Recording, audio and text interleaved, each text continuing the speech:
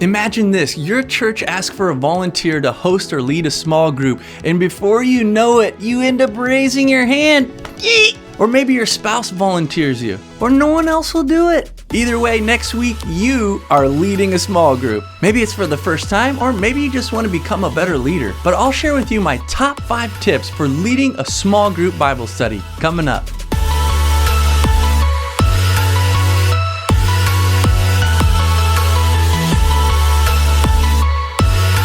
What's up, guys? I'm Curtis Riley from The Real Rileys. Not real like a big deal, but real like we're real people with real problems. And we are one family with multiple channels, so make sure to check them out at therealrileys.com. We've got a channel on faith, on how-tos, on marriage, and online business. But the purpose of this channel is to discuss real church, real worship, and real preaching. But we also offer online courses, coaching, and even church consultations. So check them out on our website or in the description below. And will you do us a favor and just hit that like button real quick and subscribe to our channel? That really supports us and helps us to continue to make content like this. And we also wanted to give you a free gift for stopping by. So check out our mini course based on our sermon outline guide that'll make sure that you never get stuck writing your sermon again. Now let's get started. Our small group leader went out of town last week, and I offered to volunteer to lead the group. Now, since our transition out of our last church, I actually haven't led a group for a while. So I started thinking to myself, how do I do this again? Now, I kept the structure the same as normal to be respectful, which I'll share my structure for a small group in another video. But what I noticed is that there are some really helpful phrases that you can use no matter what type of group you're leading. Now, I just coached my 4-year-old's basketball team, and I found myself running around like crazy, trying to make sure kids can learn the game, trying to make sure kids get equal playing time, literally grabbing kids and saying, hey, no, you can't go out in the hall, you gotta stay in here. Corralling these wild heathens. Now, in small groups, we're talking about adults here, but the concept is the same.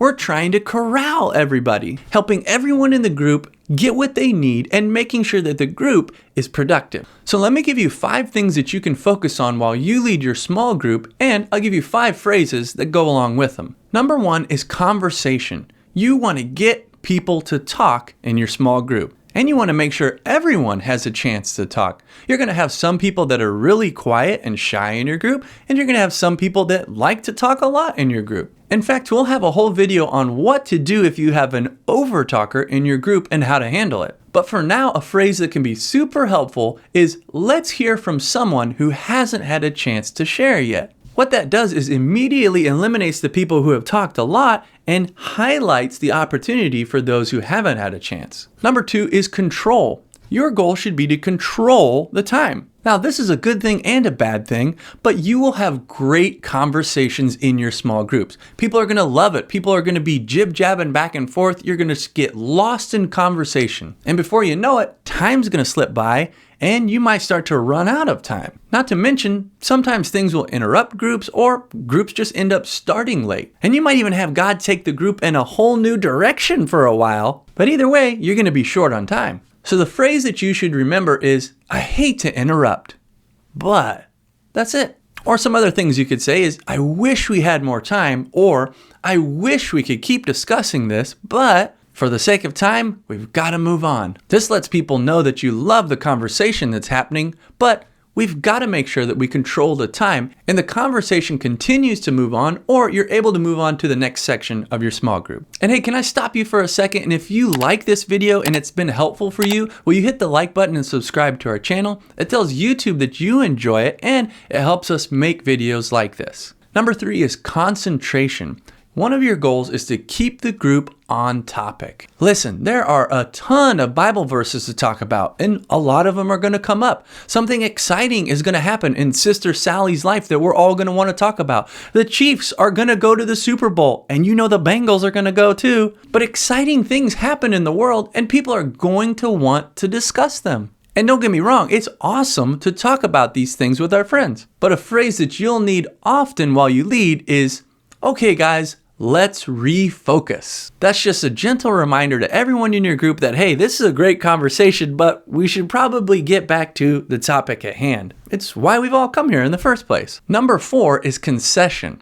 You might have to admit that you don't have all the answers. Now, this won't always happen, and don't ever let this scare you from leading a group, but you are going to have times when people bring up some really tough questions, and sometimes questions that don't even have answers. Maybe you don't know all the answers. Maybe you don't know the Bible that well. Maybe you're kind of new in your faith. Maybe you didn't go to Bible school and you don't know all the doctrines of your faith. You can always say, I don't know, but I'll find out for next week. That takes the pressure off you to know everything. It helps get the answer for the people that they're looking for, and it gives you time to research or go ask someone else. Something that can be really fun is you can say, why don't we find out for next week? And you can give everyone a little homework assignment. Say, hey, let's all research it and come back and discuss it next week. And hey, if you're a leader in your church, you might find yourself preaching or giving some type of sermon or speech. I want to encourage you to check out one of our courses like the Power Preaching Plan or the Power Preaching Preparation, where you'll learn how to outline any sermon, and I'll take you through an example and show you exactly how. And number 5 is quiet.